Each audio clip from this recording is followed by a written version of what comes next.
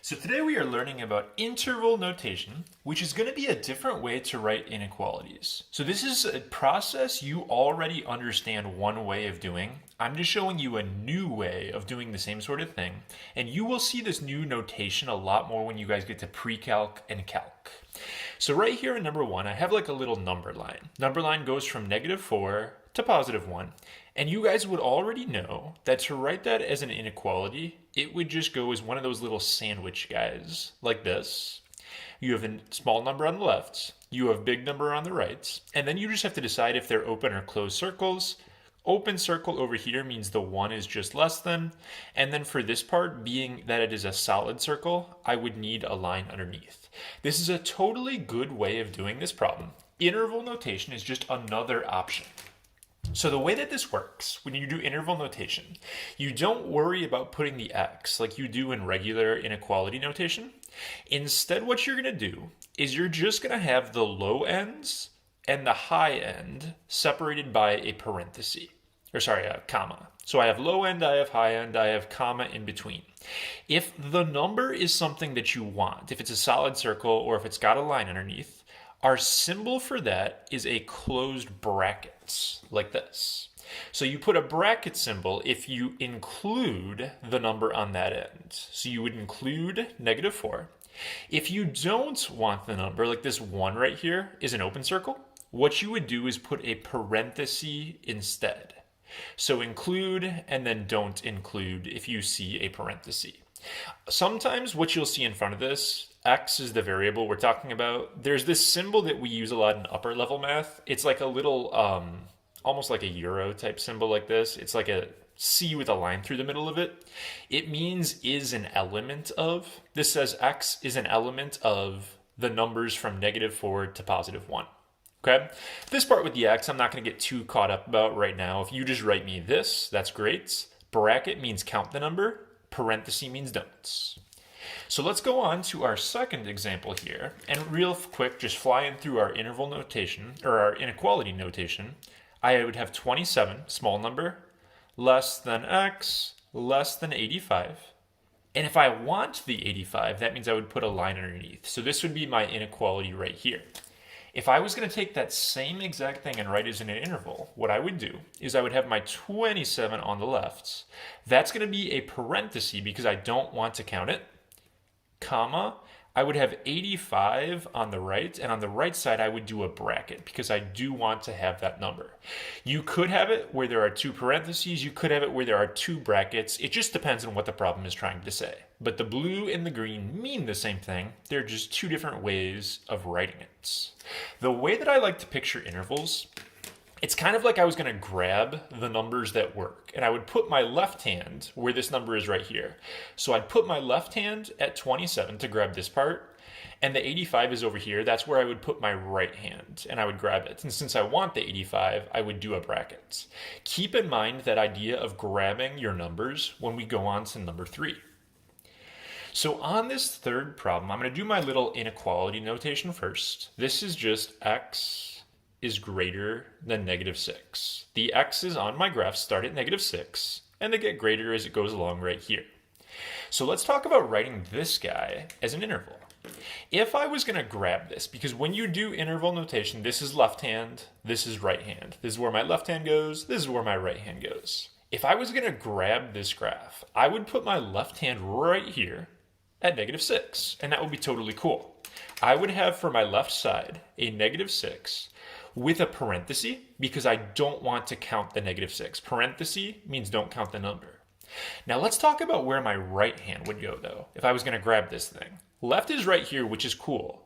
But if I put down my right hand, there's an arrow right there. So I can't put it here or here. It's actually just going to keep pushing my hand this way. And if I was going to grab the right side of this graph, I would have to go all the way to infinity because it's never going to stop on this side.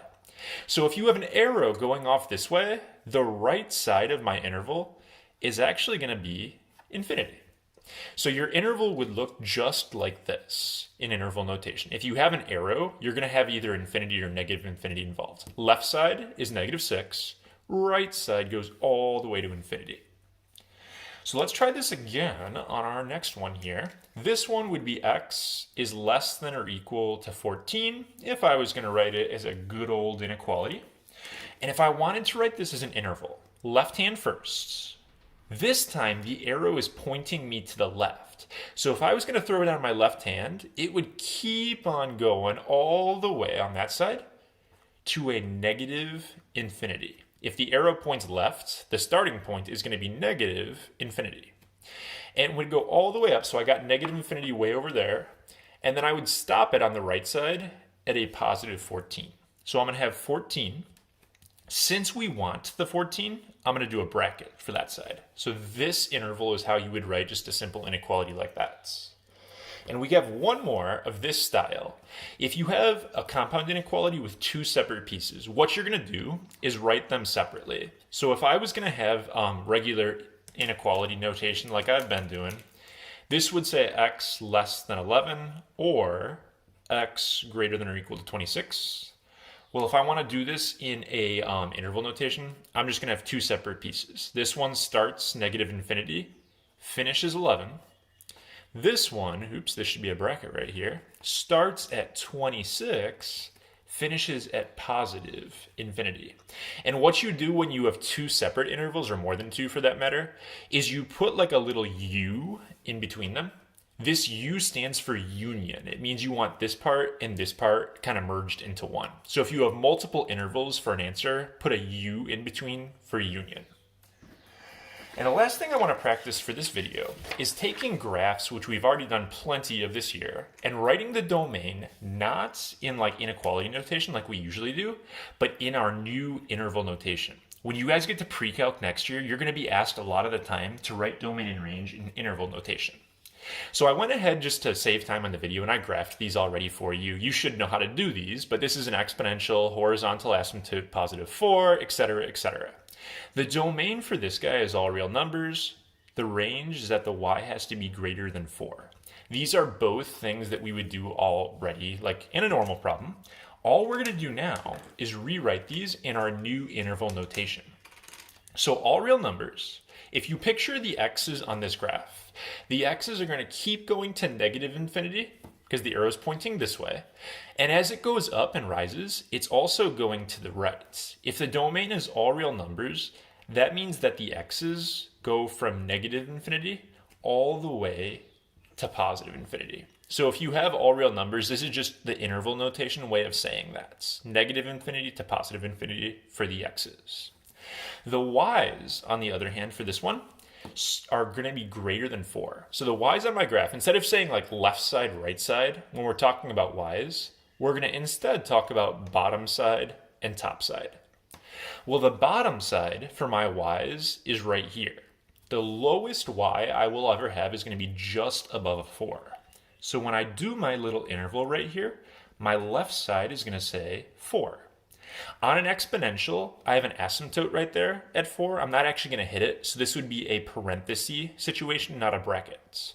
And then if I was going to put my left hand right here, and I went all the way up, it's going to keep going to positive infinity on the y's.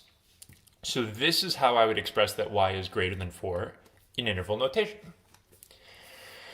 The next graph I have right here is a square root graph. And if I was going to do domain and range for square root graphs, I just counted left 3 down 2 to get my picture here.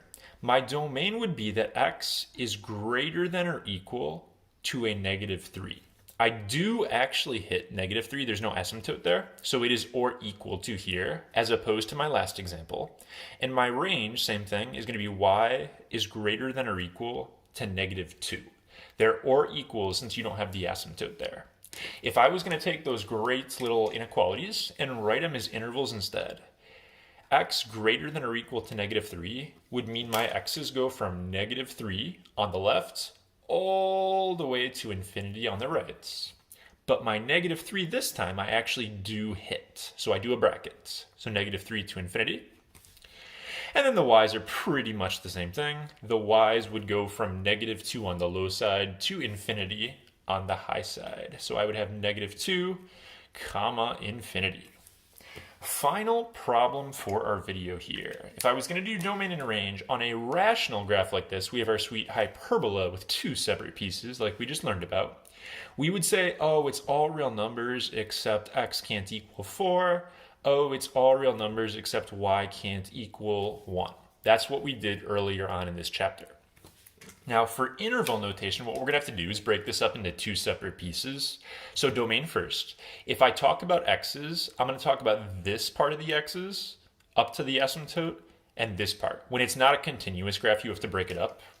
So this first guy right here, the x's would go from negative infinity all the way up to positive 4. They don't hit 4 because we have a vertical asymptote there. And then it would pick up again after that, and it would start at positive 4 for this part, and it would go all the way to positive infinity. So from 4 to infinity for these. If you have multiple parts, you put a u in between for union, and it's going to be pretty much the same thing on the y's. The y's would go from negative infinity to positive 1, and then it would go from positive 1 to positive infinity. So interval notation is not so bad once you learn how to do it. It's just a different way of writing inequalities.